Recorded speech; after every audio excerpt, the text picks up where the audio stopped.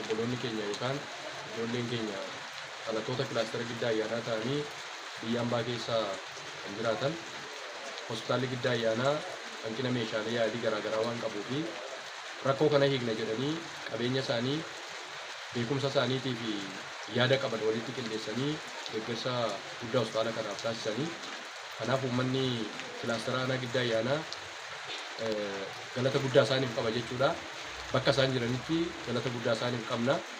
Boorillee dhaloonni sababa adda addaatiin biyya garaagaraa keessa jiratan baratanii hojiidhaan iddoo garaagaraa kan jiranii galagalanii biyya isaanii yaadatanii hawaasaan akkasittiin uummata isaan barsiise haadha abbaa isaan achiin ga'ee galagalanii gaafa yaadatanii akkasittiin biyyi keenya rakkoo kana qabdi rakkoo kana hiikna jedhanii gaafa isaan akkasittiin gargaaran baay'ee nama jajjabeessa. Dhaloonni kana booda dhufanillee isaan irraa barumsa guddaa argachuu waan qabanii fi iddoo isaan jiranitti galanni keenya isaan akka qabu isaanii jira. Ijaarsa hospitaala aanaa keenya keessatti jalqabe kanaaf ani irra guddeessa meeshaalee dhufan kanaaf kan hin galateeffadhu. Dhaloota aanaa kana keessa ta'anii isteetota garaagaraa biyyoota Ameerikaa keessa jiran kana hunda isaanii Waaqayyo sinaa eebbisu jecha galata isaaniif dhiyeessa.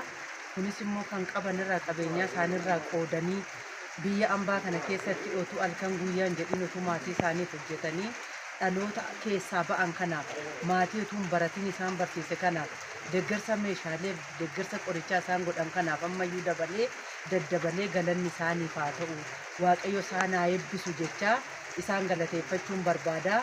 Kunis ga'aa miti gara fuula duraattis ijaarsi mana kanaa akka xumuramuuf ammaataa danda'ame amma qabeenya isaanii ammas akka isaan dabalanii nu deeggaran jecha kanumaan yaadachiisuun barbaada. Waaqayyo ammayyuu isaan haa eebbisuun jedha. Tole maqaan koo Erkoomitti jedhama. Gaggeessaa olaanaa hospitaala Jala Giddaa Ayyaanaa ayyaanarraa guyyaa seenaa qabeessaatiin seenaa gaariin itti hojjetame jiraattota aanaalee Giddaa Ayyaanaa jala jiranii fi aanolee ollaa keenya jiran kan biyya ambaa yookaan biyya alaa jiraatan irraa deeggarsi meeshaalee yaalii tajaajila dhukkubsataa keenyaaf oolu tilmaama qarshii miliyoona 5,000 olitti kan tilmaamamu fi hirmaannaaf kaka'umsa isaaniitiin deeggarsi nu taasifameera. Isa kana keessa gammachuu guddaa nutti dhaga'ama.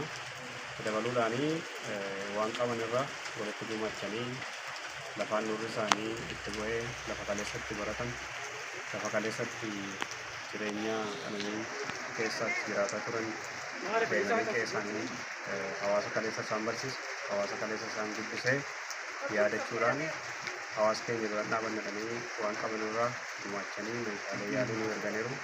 Isa kanaaf ammas irra deebi'ee baay'ee galatoomaa baay'ee ulfaataan isaanii jedha.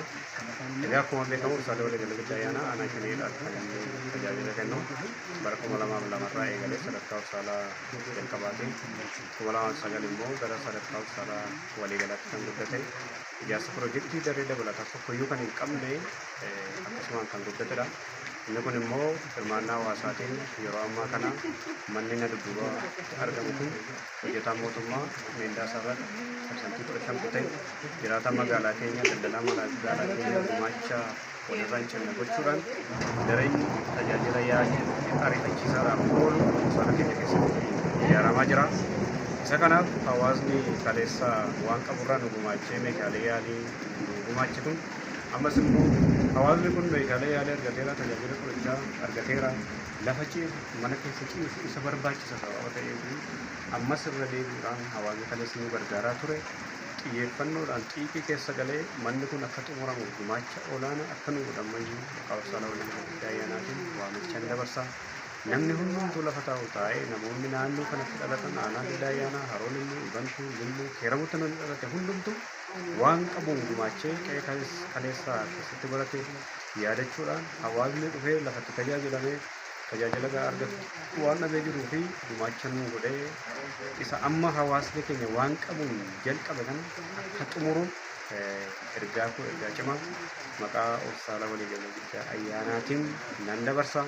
Waan kaleessa nu gargaartaniif hawaasa bal'aa kana hunduma baay'ee galatoomaa baay'ee ulfaadhaan jedha. ammas gargaarsa keessan nu biraa hafuu hin qabu. Ammas hawaasni kun rakkoo keessa jira sababa ta'eef rakkoo hawaasa kanaa fi nuun si bira dhaabanne jennee waamicha dabarsuu fi qabna waan ta'eef warri kaleessa nu gumaachatanis warri karoora nu gumaachuu qabdanis hundumtuu birmannaa nu gochuudhaan nu bukkee akka dhaabattan maqaa Hospitaala Waliigala Giddaa Ayyaanaatiin ergaa dabarsaa jechuudha.